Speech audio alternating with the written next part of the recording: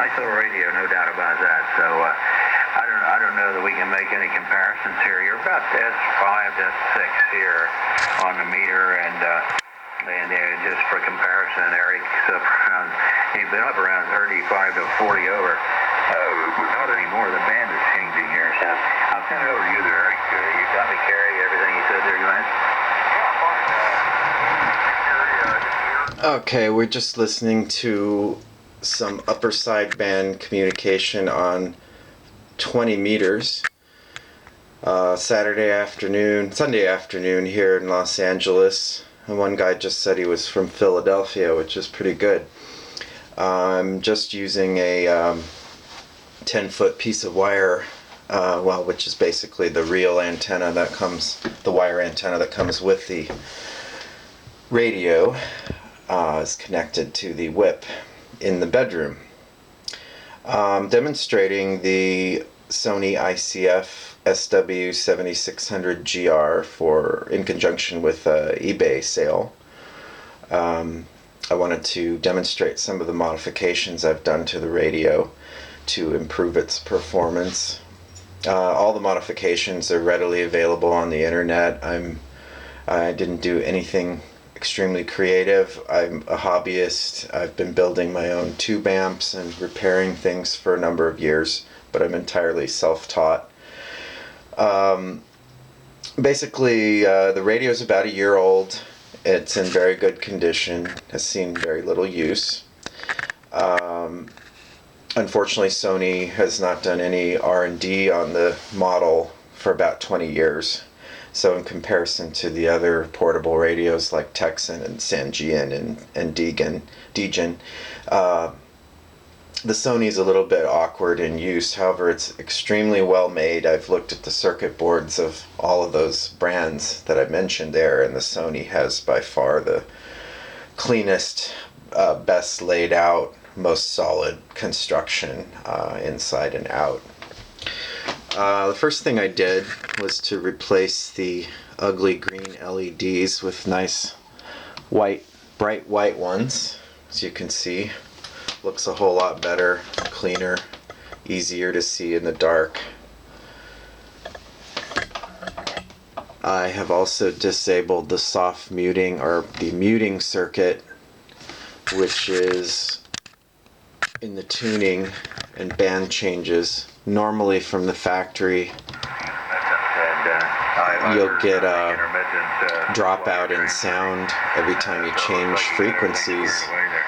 It makes it really hard to scan the bands. I'll put this back on AM.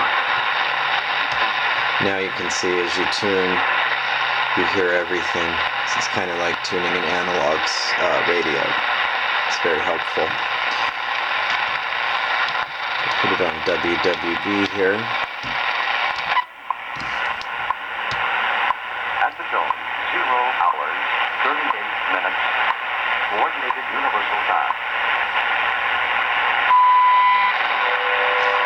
I've also improved the sync lock. It's a slight modification. Keeps the sync locked a little bit better on weaker stations. I don't notice a huge difference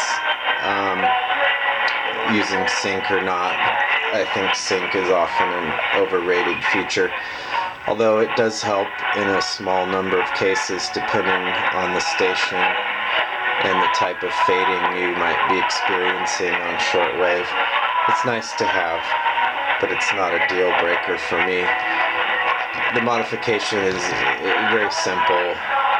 Change in value of one of the, I believe it was one of the resistors, and keeps the sync from unlocking when in use.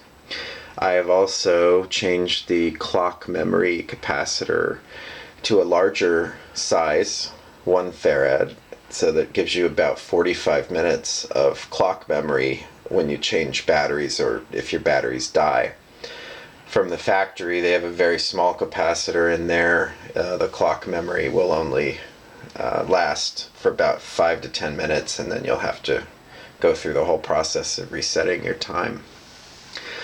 Last but not least, I've replaced the FM filters with narrower filters. These come from the factory with 220 kilohertz FM filters, which is pretty horrible considering channel spacing in the US is 200 kilohertz. I replaced them with Murata 150 kilohertz filters, which gives you the selectivity you need to pull in weaker stations in between stronger ones. Here's a good example.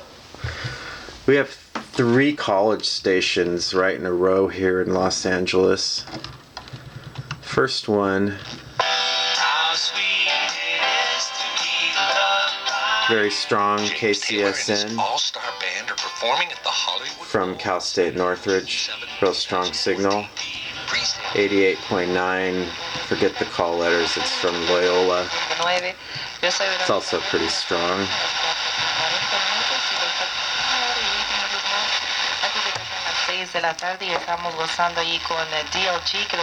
And then there's another very weak station at 88.7. It's about 40 miles away in Corona. And before the modification, it would be impossible to even hear this station. It would be drowned out by 88.5 or 88.9.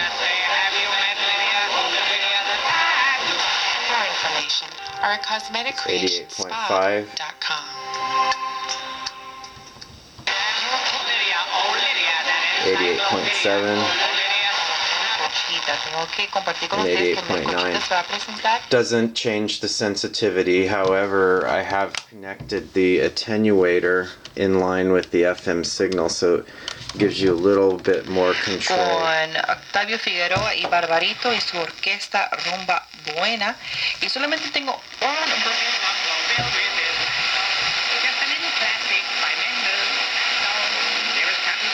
So unlike the factory model, you want to keep that on with FM and use this. I find the optimal position for most FM stations is just a little bit of a turn from minimum. It just gives you a little bit more to play with for bringing in those weak stations. I think that's about it. Radio's in good condition. Like I said, it's a year old. Haven't used it a whole lot. The only slight problem or defect, couple little dents here in the second to the last antenna piece. Just a little, gives you a little resistance, tiny bit, when you push those down to collapse the antenna, but it's still perfectly straight, and obviously it doesn't affect the reception or the cosmetics unless you look really closely. Alright, thanks for watching, and please contact me if you have any more specific questions.